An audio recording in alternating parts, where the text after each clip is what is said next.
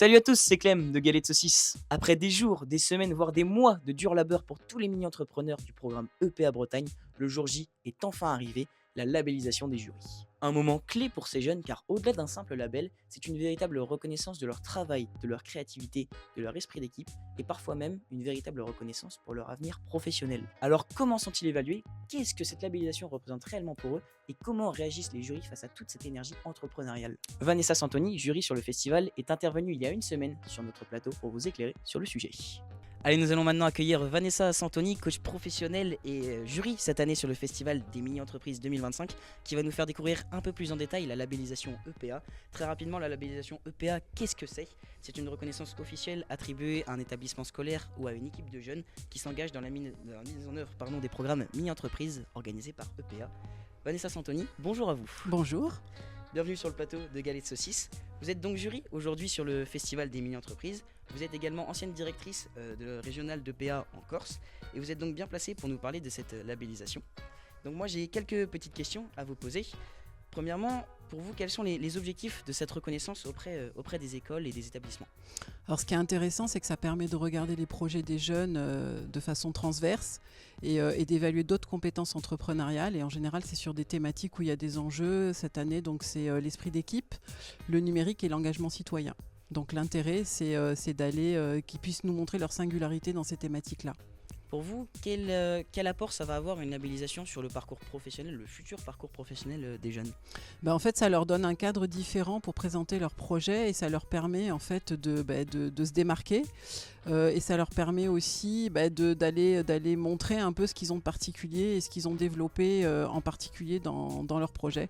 Donc l'esprit d'équipe, c'est d'aller voir comment ils ont collaboré, comment ils ont pris des décisions ensemble, comment ils font sens ensemble, comment ils défendent leurs valeurs ensemble, des choses qui sont après attendues dans le monde du travail en fait. Donc on le rappelle, il y a plusieurs labellisations aujourd'hui qui sont obtenables sur le festival. Est-ce que vous pouvez nous les présenter un petit peu plus en détail? Alors toutes, je vais essayer de faire un effort de mémoire. Alors je sais qu'il y a tout ce qui concerne le socle, donc on va retrouver les fonctions d'une entreprise, la commercialisation, la finance, la production. Je les cite pas toutes, mais en fait elles s'appuient sur le modèle d'organisation de la mini-entreprise.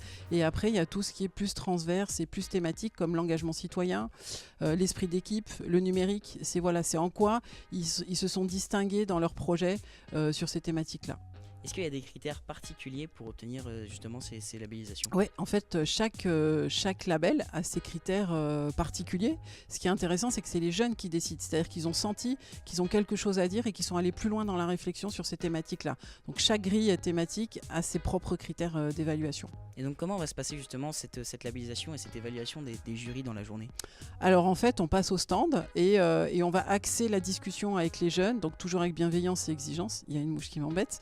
Et on va axer la discussion sur la thématique. Donc moi par exemple je suis sur l'esprit d'équipe. Okay. Donc on va aller chercher quelles réflexions ils ont eues sur l'esprit d'équipe, comment ils l'ont mis en œuvre, comment ils l'ont vécu, comment ils peuvent l'expliquer. Et c'est propre à leur projet. Il n'y a pas une réponse unique. On veut juste voir comment ils ont réfléchi et vraiment en quoi ils se démarquent sur cette thématique-là qu'ils ont choisie. Pour vous, quels sont les avantages et les mises en valeur pour un établissement ou même pour un jeune à être du coup valorisé justement par cette labellisation?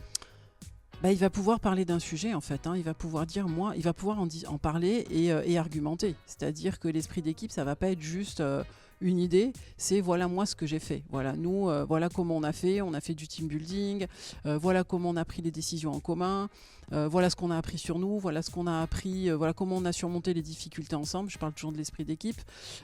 Si c'est sur le numérique, ils vont dire voilà comment nous on a utilisé le numérique au service de l'entreprise, que ce soit dans le process, que ce soit dans le produit. Donc ils vont avoir une connaissance un peu plus fine d'un sujet. Pour vous, vous deviez donner un mot pour décrire l'aventure EPA en tant que jury et pour peut-être motiver certains établissements ou certains élèves à se lancer justement dans l'aventure EPA. En tant que jury, c'est juste magnifique, quoi. C'est apprendre autrement et c'est rajouter du plaisir là où parfois il en manque un peu et de la motivation et de la surprise. Vous allez être surpris par les jeunes, leur capacité à oser. Je vous ai vu arriver hier sur le festival. Quelles sont vos premières impressions? Et aujourd'hui, vous avez vu tous les jeunes débarquer. On le rappelle, 2000 jeunes qui sont censés être présents aujourd'hui sur le festival.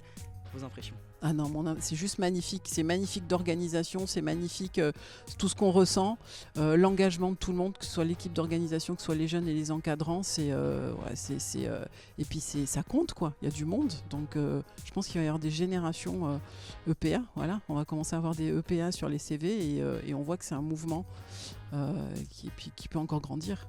On remercie encore Vanessa Santoni pour cet échange enrichissant. Maintenant, vous n'avez plus aucune excuse pour ne pas vous lancer dans le programme de mini-entreprise d'EPA Bretagne. En attendant, suivez-nous sur tous nos réseaux sociaux pour ne rater aucun de nos nouveaux contenus. A bientôt, c'était Clem de Galette Saucisse.